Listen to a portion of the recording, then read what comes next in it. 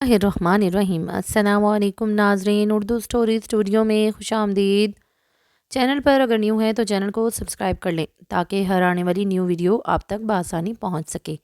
شادی کے بعد میں اپنی حافظ قرآن بیٹی سے ملنے جاتی تو میرا داماد کہتا وہ پڑوسن کی بچیوں کو قرآن مجید پڑھانے گئی ہے۔ میں بہت خوش ہوتی اور داماد کو مل کر واپس آ جاتی، مگر اب ہر بار ایسے ہی ہوتا۔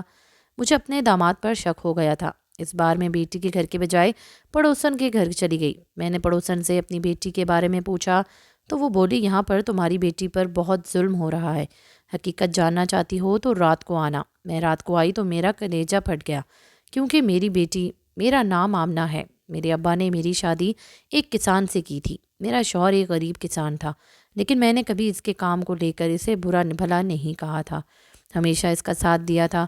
میں بھی اپنے شوہر کے ساتھ کسانوں کی طرح کھیتوں میں کام کرنے لگی۔ میرا شوہر مجھ سے بے حد پیار کرتا تھا، مگر جب بھوک سے پیٹ اندر جانے لگے تو خالی محبت پیٹ نہیں بھرتی۔ ہماری شادی کو 3 سال کا عرصہ گزر گیا تھا، مگر ہمارے ہاں کوئی اولاد نہیں ہوئی تھی۔ میں ہمیشہ اللہ سے بیٹا مانگتی تھی۔ بیٹی اس لیے نہ مانگتی کیونکہ جو نصیب میرے تھے کہیں میری بیٹی کے بھی ویسے نصیب نہ ہوں۔ میں اپنے خاندان کی سب سے خوبصورت لڑکی کھیتوں میں اپنا رنگ تک کالا کر چکی تھی۔ شادی کے 3 سال بعد مجھے پتہ چلا کہ میں حاملہ ہوں۔ میرا شوہر تو بہت خوش ہوا، مگر میں بہت پریشان رہتی تھی کہ اگر بیٹی ہوئی تو کیا کروں گی۔ اصل میں بیٹیوں سے ڈر نہیں لگتا، ڈر ان کے نصیبوں سے لگتا ہے۔ بیٹیاں تو گھر کی رونق ہوتی ہیں، باغوں کا وہ پھول ہوتی ہیں جس کے بغیر باغیچہ پنجر لگتا ہے۔ لیکن جب اپنا وقت ہی برا ہو تو یہ سب باتیں بس کتابوں میں ہی اچھی لگتی ہیں۔ میں بھی حقیقت پسند تھی، لیکن کبھی کبھی ہم اپنے حالات سے اس قدر مایوس ہو جاتے ہیں کہ ہمیں لگتا ہے کہ ہم پر آنے والا وقت برا ہی ہوگا۔ ہم بالکل مایوس ہو جاتے ہیں اور پھر ہمیں وہی ملتا ہے جس کا ہم نے گمان کیا ہوتا ہے۔ میں نے ایک بیٹی کو جنم دیا تھا۔ میری بیٹی بھی میری طرح بے حد خوبصورت تھی۔ میرا شوہر تو بہت خوش تھا۔ اس نے مجھے پہلے دن ہی کہہ دیا تھا کہ میں اپنی بیٹی کو حافظ قرآن بناؤں گا، اور میں نے اس معصوم تتلی کی طرف دیکھا تک نہیں تھا۔ میرے شوہر نے مجھے بہت سمجھایا کہ بیٹیاں اللہ کی رحمت ہوتی ہیں، مگر تم کیوں خوش نہیں ہو؟ لیکن میں ان کو یہ نہیں کہہ پاتی تھی کہ میں اپنی بیٹی کو اس کے شوہر کے ساتھ کھیتوں میں برباد ہوتے نہیں دیکھ سکتی۔ خیر، وقت گزرتا گیا اور میری بیٹی بھی بڑی ہو گئی۔ بڑی بیٹی کی پیدائش کے بعد اللہ نے پھر سے مجھے ایک بیٹی سے نوازا تھا۔ شاید اللہ نے مجھے بیٹیاں دے کر آزمایا تھا، میں اس کی عطا پر کیا کرتی ہوں۔ دوسری بیٹی کی مرتبہ میں کچھ سنبھل گئی تھی، لیکن میری بڑی بیٹی اور میرے درمیان جو فاصلے قائم ہو گئے تھے وہ اب تک قائم تھے۔ وہ مجھ سے کھچی رہتی تھی، مجھ سے بھی زیادہ بات نہیں کرتی تھی، مگر میرا شوہر بہت خوش تھا۔ وہ روز اپنی بیٹی کو خود مدرسے چھوڑ کر آتا اور واپس بھی خود لے آتا۔ میری بڑی بیٹی عائشہ نے قرآن مجید دیکھ کر پڑھ لیا تھا، اب وہ اسے حفظ کر رہی تھی، اور فارغ وقت میں وہ کھیتوں میں اپنے باپ کی مدد بھی کیا کرتی تھی۔ مجھے خود پر غصہ آتا تھا کہ میں نے اپنی پھول جیسی بیٹی کی شخصیت بگاڑ کر رکھ دی ہے، لیکن یہ سب میرے بس میں نہیں تھا۔ میں اپنی بیٹی کو چٹان بنانا چاہتی تھی تاکہ کل کو اگر اسے کسی مشکل کا سامنا بھی کرنا پڑے تو وہ کبھی بھی نہ گرے، جس میں کسی حد تک کامیاب بھی ہو گئی تھی۔ میں نے اور میرے شوہر نے ہماری بیٹیوں کی جہاں تک ہو سکتا تھا تمام خواہشات پوری کی تھی۔ میں ہر وقت اپنی بیٹیوں کے نصیب کے لیے دعا گو رہتی تھی۔ ایک روز میں سخت بخار کی وجہ سے کھیتوں میں نہ جا سکی۔ میری چھوٹی بیٹی کو تو میرا کھیتوں میں جانا کبھی پسند ہی نہ تھا۔ میری بڑی بیٹی ہمیشہ کہتی تھی کہ میں آپ کی جگہ میں چلی جاتی ہوں، مگر میں اسے منع کر دیتی۔ یہ بات حقیقت تھی کہ میرے شوہر نے چاہے سخت محنت کی تھی مگر کبھی میرے ساتھ بدسلوکی نہیں کی تھی۔ میری چھوٹی بیٹی اکثر کہتی کہ اللہ پاک ہم دونوں بہنوں کو اخلاقی طور پر ابا جیسا شوہر دے، جس پر میں مسکرا دیتی تھی۔ میری بیٹی نے جب قرآن پاک حفظ کیا تو ہم بہت خوش ہوئے۔ پورے گاؤں والوں نے ہمیں مبارکباد دی تھی۔ میری بڑی بیٹی عائشہ کو دین کی بہت سمجھ تھی۔ وہ 5 وقت کی نمازی تھی اور ہم سب کو بھی نماز پڑھنے کی تلقین کرتی۔ وہ اب جوان ہو چکی تھی اور اس کی شادی کے لیے کئی رشتے آنے لگے تھے، مگر میں اپنے ابا کی طرح جلد بازی نہیں کرنا چاہتی تھی۔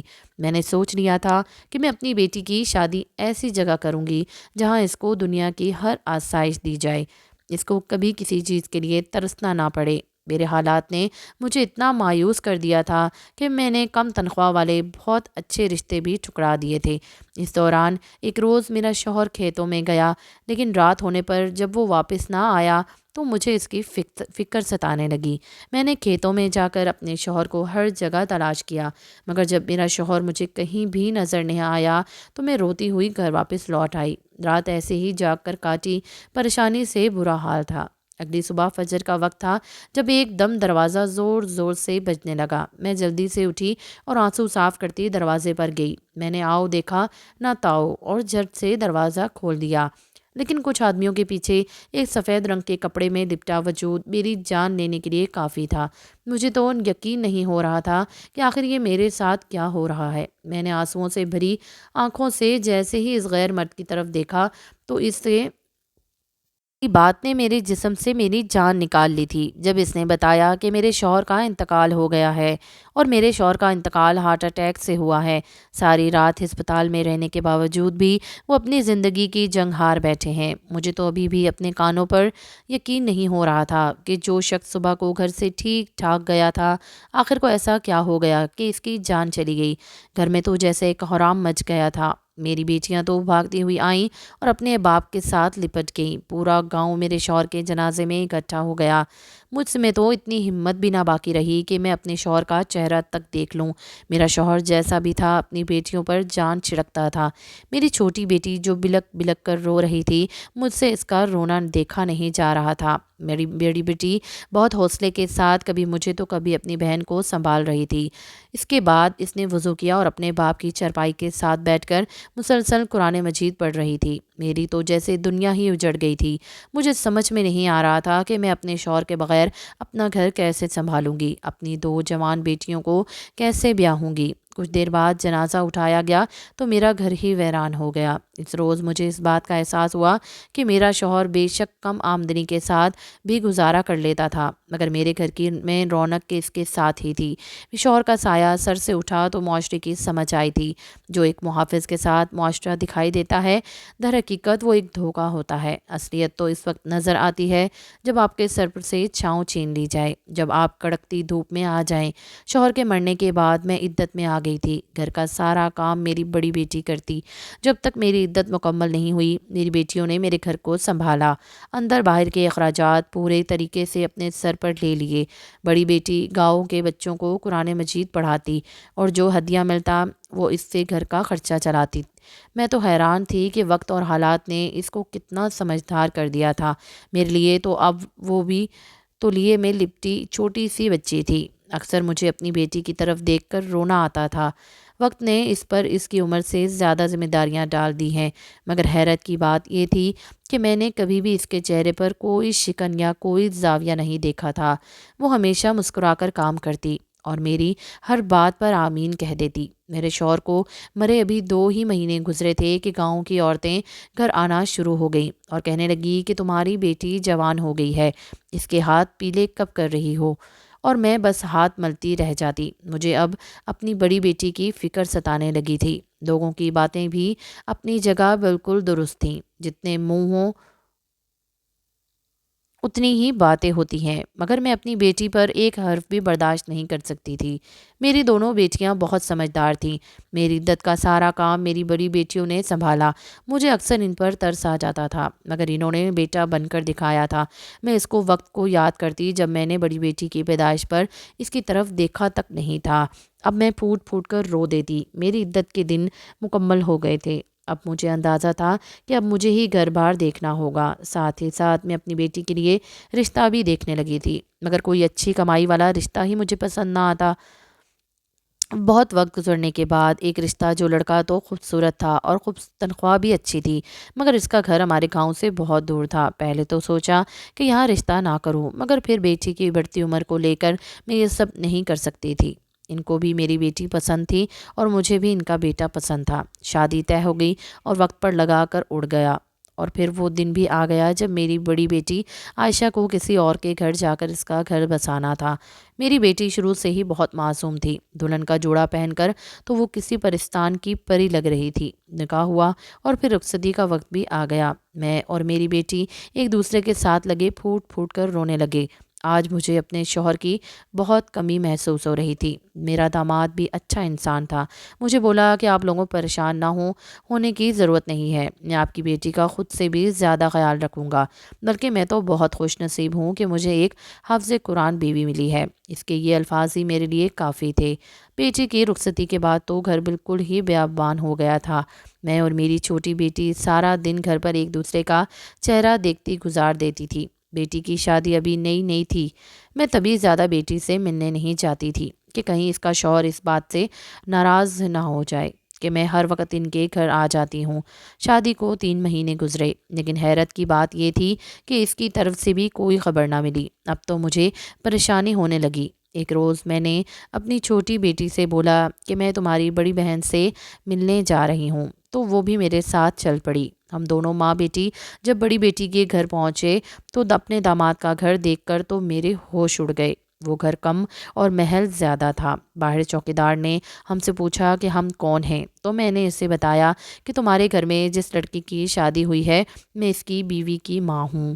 چوکیدار نے مجھے اندر بھیج دیا۔ میرا حلیہ بہت عجیب تھا کیونکہ میرے پاس کوئی نئے کپڑے نہیں تھے۔ اندر ملازماؤں کو دیکھ کر مجھے شرمندگی محسوس ہونے لگی کیونکہ میرا پہناوا ان سے بھی زیادہ گیا گزرا تھا۔ میری بیٹی نے مجھے ہمت دی اور بولی کہ آپ اس گھر کی مالکن کی ماں ہیں، ایسے پریشان ہونے سے کچھ نہیں ہوگا۔ میری نظر اوپر کھڑکی کی طرف گئی تو میرا داماد وہاں کھڑا مجھے دیکھ رہا تھا۔ ملازمہ میرے ساتھ بحث کر رہی تھی کہ میرا داماد نیچے نہ آیا۔ مجھے بہت عجیب لگا اور بہت افسوس بھی ہوا۔ تھوڑی دیر بعد جب ملازمہ بحث کر کے تھک گئی تو میرا داماد نیچے آیا اور بولا کہ ان کو اندر آنے دو۔ ملازمہ جی حضوری کرتی جلدی سے پیچھے ہٹی اور مجھے اندر جانے دیا۔ میں نے آنکھوں میں آنسو لیے اپنے داماد کے پیچھے چل پڑی۔ حیرت کی بات تو یہ تھی کہ میری بیٹی کہیں نظر نہیں آ رہی تھی۔ میں نے سوچ لیا تھا کہ میں آج اپنی بیٹی سے مل کر ہی اس کو بتاؤں گی اس کی ملازمہ نے میرے ساتھ کیسا رویہ کیا ہے۔ مجھے جس کمرے میں بٹھایا گیا وہ کمرہ بہت بڑا تھا۔ میں نے داماد سے پوچھا کہ میری بیٹی کہاں ہے، اس کو بلا دو۔ تب داماد نے کہا کہ وہ بھی گھر پر موجود نہیں ہے، وہ ہماری کالونی کی بچیوں کو قرآن مجید پڑھانے گئی ہوئی ہے اور وہ شام تک واپس آئے گی۔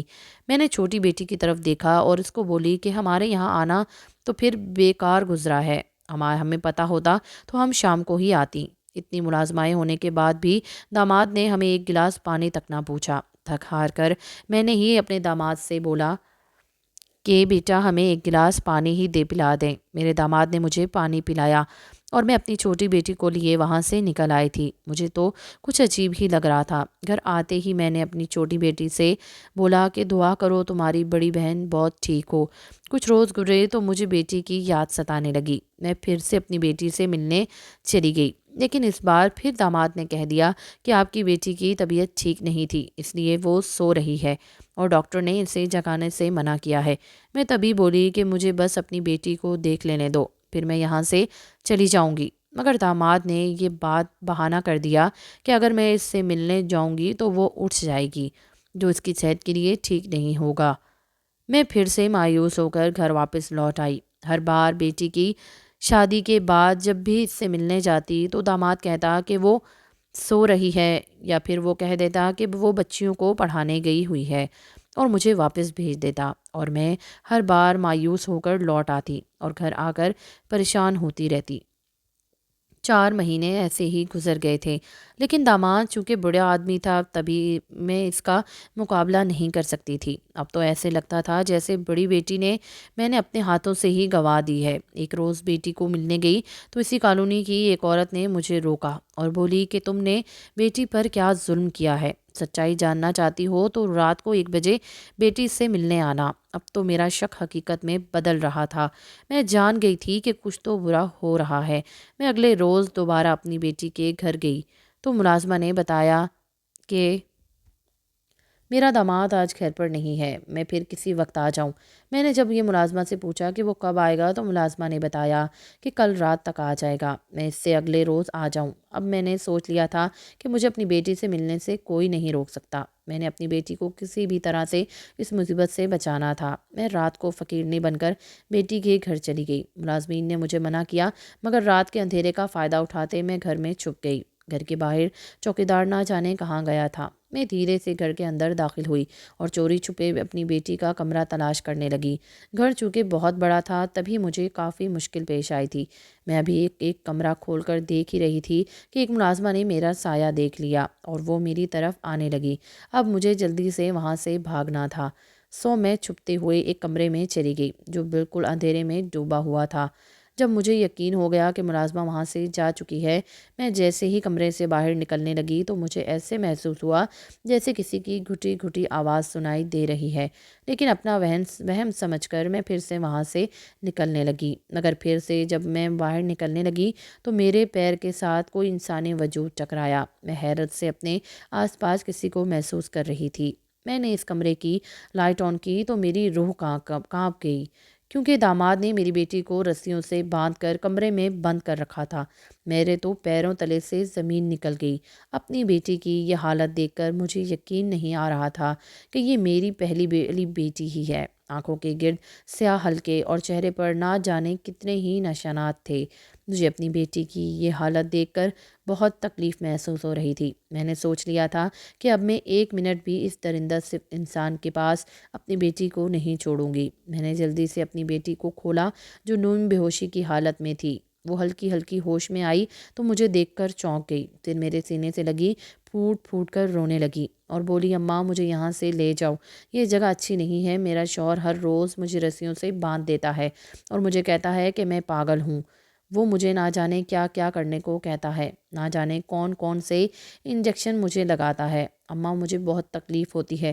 اپنی بیٹی کی تکلیف دیکھ کر میں تڑپ اٹھی اور اسے بولی کہ اب تجھے یہ تکلیف جھیلنے کی ضرورت نہیں ہے، میں تجھے اپنے ساتھ اپنے گھر لے جاؤں گی۔ میں اپنی بیٹی کو لیے کمرے سے باہر نکلی تو 2-3 ملازمائیں باہر ہی کھڑی تھیں، جنہوں نے ہم دونوں کو روک لیا اور بولیں کہ جب تک صاحب نہیں آتے ہم کہیں نہیں جا سکتی۔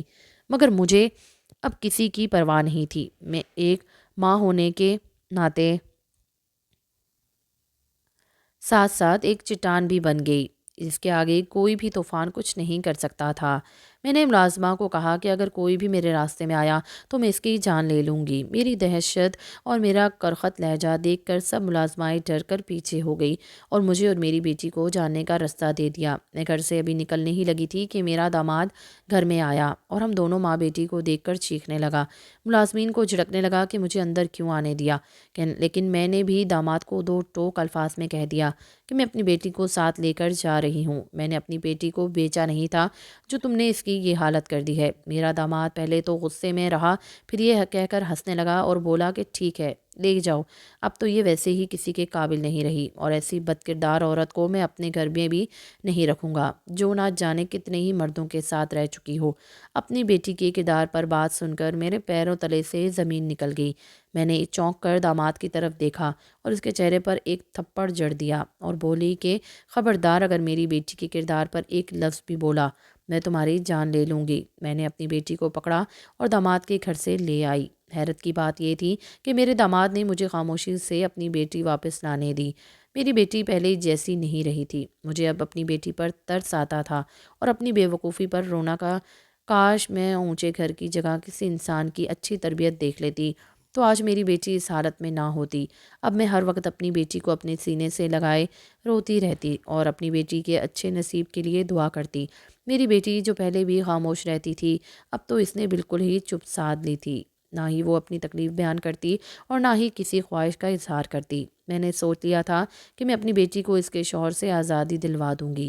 ہمارے گاؤں میں ایک بہت اچھا وکیل تھا۔ میں نے جب اس سے بات کی تو اس نے بولا کہ میں تمہاری بیٹی کا کیس مفت لڑوں گا اور پھر جیتوں گا بھی۔ ہم بھی بہت پرانے یہاں کے رہنے والے ہیں، میں تمہارے شوہر کو بھی بہت اچھے سے جانتا ہوں، اس نے کئی بار میری بہت مدد کی تھی، اب شاید ان کے احسانات کا بدلہ چکانے کا وقت آ گیا ہے۔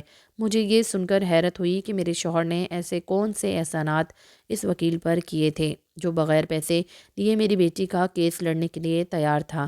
میں نے اس لڑکے سے پوچھا کہ میرے شوہر نے تم پر ایسے کون سے احسانات کیے تھے جو تم اتنے بڑے وکیل ہو کر بھی بغیر فیس کے میری بیٹی کے لیے کیس لڑو گے؟ اس نے بتایا کہ ایک روز میری بہن کھیتوں میں گئی اور وہاں پر اس سے کسی زہریلے کیڑے نے اسے کاٹ لیا تھا، تب تمہارے شوہر نے ہی اس کی جان بچائی تھی۔ وہ بہن مجھے بہت عزیز ہے اور میں ہمیشہ تمہارے شوہر کی تلاش میں رہا کہ کسی طرح میں اس کا شکریہ ادا کر سکوں، مگر مجھے سننے میں ملا کہ وہ اب اس دنیا میں نہیں رہا۔ مجھے سن کر بہت دکھ ہوا، لیکن شاید اللہ تعالیٰ کو کچھ یوں اور ہی منظور تھا۔ وکیل کی بات سن کر میں نے آسمان کی طرف چہرہ کیا اور اپنے رب کا شکریہ ادا کیا۔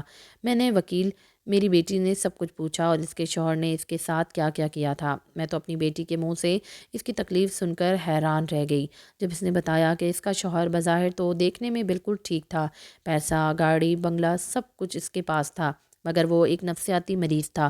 رات کو اس کی حالت خراب ہو جاتی تو وہ اپنے ساتھ ساتھ مجھے بھی نفسیاتی مریض بنانا چاہتا تھا۔ وہ روز میری بیٹی کو نہ جانے کون سے انجیکشن لگاتا کہ جس کے بعد وہ نوم بے ہوش ہو جاتی، اور پھر اس کا شوہر اس پر بہت ظلم کرتا، جانوروں کی طرح اس کے ساتھ پیش آتا تھا، اسے کسی سے ملنے بھی نہیں دیتا تھا۔ جب میری بیٹی نے اپنے شوہر سے جھگڑا کیا تو اس نے اسے باندھ کر ایک کمرے میں بند کر دیا تھا۔ وکیل بھی میری بیٹی کی داستان سن کر ایک بار افسردہ ہو گیا تھا اور بولا کہ اب تمہیں فکر کرنے کی ضرورت نہیں ہے، تم بھی میری بیٹی ہو، میں اپنی بیٹی کا کیس خود لڑوں گا۔ وہ وکیل کسی فرشتے سے کم نہ تھا، اس نے فرشتوں کی طرح ہی ہماری حفاظت کی اور میری بیٹی کو اس کا انصاف دلوایا۔ میری بیٹی کو نہ صرف طلاق دلوائی بلکہ اس کے شوہر کو کڑی سے کڑی سزا بھی دلوائی۔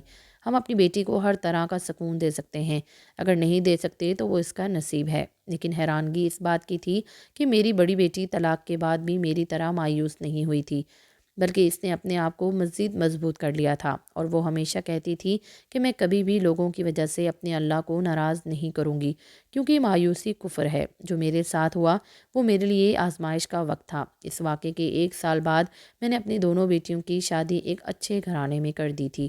شادی کے بعد بڑی بیٹی مجھے اپنے ساتھ لے گئی تھی۔ آج میری اور میری بیٹیوں کی زندگی میں صرف خوشیاں ہی خوشیاں ہیں۔